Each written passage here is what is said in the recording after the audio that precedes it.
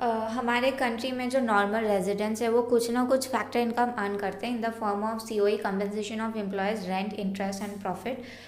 COE here refers to the factor payment that is given by the employers to their employees, and rent which is generated by the land of the normal residents, and interest generated by the capital, and profit generated by the entrepreneurs. सो इन्हीं सारे factor incomes का sum total को हम national income कहते हैं. It is the sum total of factor income earned by normal residents of a country during the period of an accounting year. Or in other words, you can also say that total value of final goods and services produced in a country during a period of an accounting year is known as the national income. You can go for both the definitions.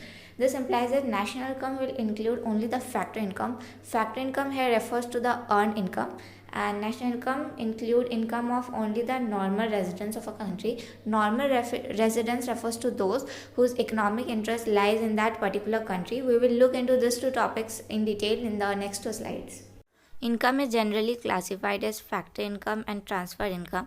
हम अपना service provide करते हैं कोई भी firm या फिर producing unit को, और वो firm in against of are factor services provide factor payment which is known as the factor income.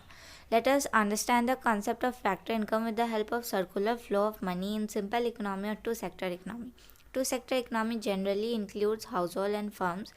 वो कोई भी बैंक या फिर फॉरेन सेक्टर को इन्वॉल्व नहीं करता है, वो सिर्फ हाउस होल्ड और फर्म्स को इंक्लूड करता है. तो यहाँ पे हाउस होल्ड हो गए हम, और हम कहीं ना कहीं कुछ ना कुछ काम करते हैं. तो जहाँ हम काम करते हैं वो हो गया फर्म. तो हम कुछ सर्विस प्रोवाइड करते हैं अपने फर्म को, और वो फर्म हमारे सर्विस के अगेंस्ट में कुछ सैलरी देती है या फिर फैक्टर पेमेंट देती है. तो उस पेमेंट का हम कुछ एक्सपेंडिचर करेंगे फॉर आवर कंजप्शन और फॉर आवर डेली कंजप्शन. तो we will provide consumption expenditure to the firm, और फर्म कंजप्शन एक्सपेंडिचर के बदले हमें गुड्स एंड सर्विस प्रोवाइड करेगी.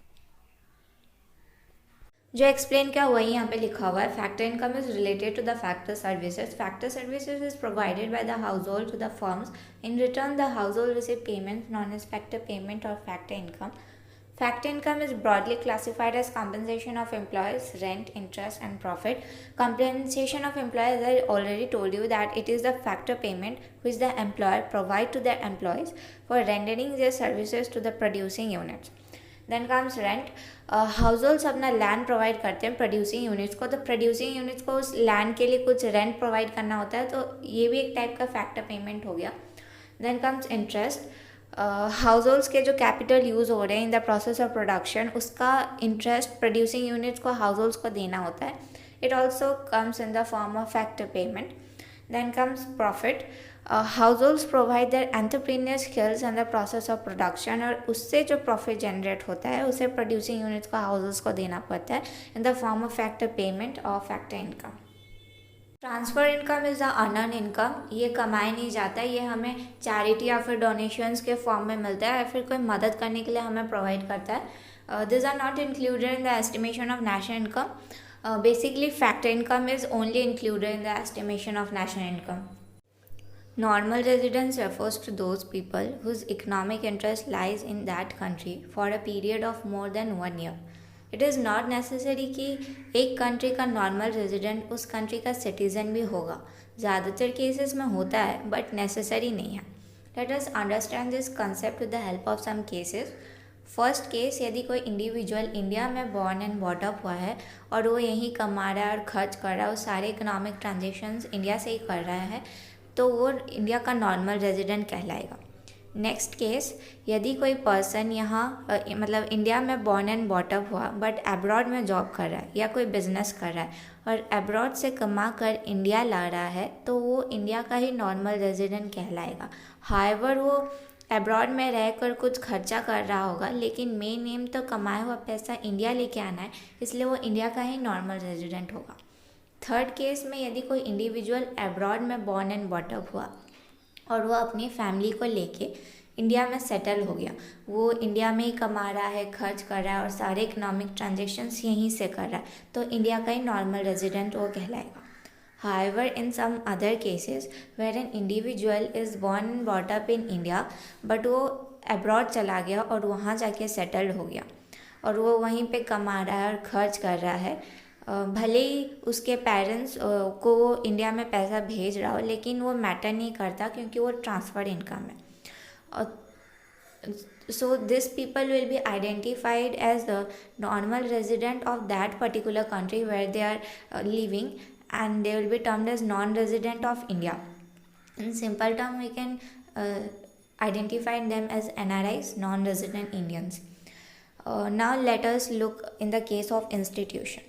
फॉरेन इंस्टीट्यूशन जैसे WHO, डोमिनोज, कोई फॉरेन बैंक या फिर IMF हो गया, ये लोग इंडिया में काम कर रहे हैं, लेकिन वो इंडिया के नॉर्मल रेजिडेंट नहीं होंगे, एज इनके जो हेडक्वार्टर्स है वो दूसरे कंट्री में एस्टैब्लिश्ड है, और इनके जो ऑनर्स है they also live in other country, और यहाँ जो काम कर रहे हैं इन फॉरेन सेक्टर्स में और इन फॉरेन इंस्टीट्यूशंस में, उनके बिहाफ में वो ऑनर्स कमा रहे हैं, तो वो इंडिया के नॉर्मल रेजिडेंट्स नहीं होंगे, they will be normal resident of that particular country जहाँ के ये फॉरेन इंस्टीट्यूशंस हैं। इन द सेम वे जियो की कंपनी अब्रॉड में एस्टैब्लिश्ड है और वहाँ से प्रॉफिट कमाकर इंडिया में ला रहे हैं, तो जियो उन कंट्रीज़ का नॉर्मल रेजिडेंट नहीं कहलाएगा, वो इंडिया का नॉर्मल रेजिडेंट कहलाएगा। So national income will include only the income of the normal residents. Domestic territory means the political frontiers or borders of country. We need to understand this topic to get the domestic income of the country. हमारे जो border के अंदर जो लोग income generate कर रहे हैं political border के अंदर, तो उस इनकम का सम टोटल को हम डोमेस्टिक इनकम कहते हैं। लेकिन इंडिया की जो प्रॉपर्टी है वो बस बॉर्डर तक ही सीमित नहीं है, वो फॉरेन कंट्रीज़ अब्रॉड में भी जाके इनकम जनरेट कर रही है, तो वो जो इनकम जनरेट हो रहा है वो भी हमारे डोमेस्टिक इनकम में काउंट होगा।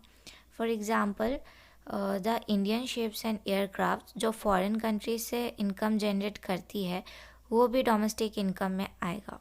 इन द सेम वे जो फॉरेन शिप्स इंडिया में आ रही है for the purpose of export and imports और इनकम जनरेट कर रही है, वो हमारे डोमेस्टिक इनकम में काउंट नहीं होगा, वो उस फॉरेन कंट्री के डोमेस्टिक इनकम में काउंट होगा।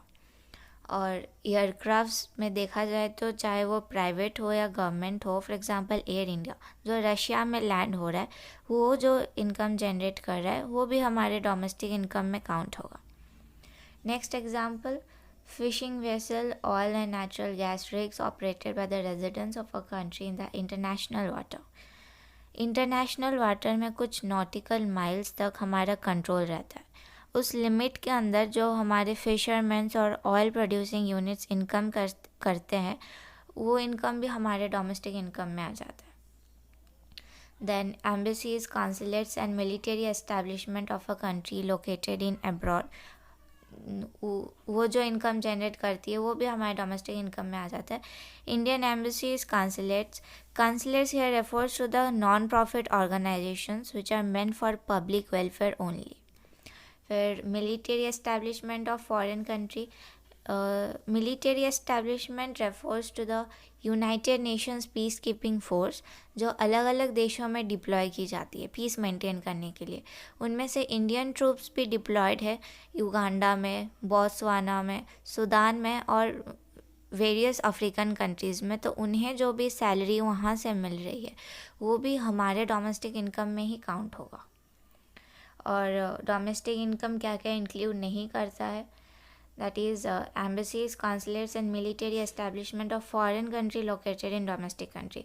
जितने भी फॉरेन एम्बेसीज है, फॉरेन कॉन्सुलेट्स और जितने भी फॉरेन ट्रूप्स हमारे कंट्री में डिप्लॉयड है वो हमारे डोमेस्टिक कंट्री इनकम में इंक्लूड नहीं होंगे, वो फॉरेन कंट्रीज़ के डोमेस्टिक इनकम में इंक्लूड होंगे। And international organizations like UNO, WHO, etc. located within the geographical boundaries of a country, ये सभी हमारे डोमेस्टिक इनकम में इंक्लूड नहीं होंगे। ये जहाँ जहाँ इनका हेडक्वार्टर्स है उनके डोमेस्टिक इनकम में, उस एरिया उस कंट्री के डोमेस्टिक इनकम में ये सब इंक्लूड होंगे।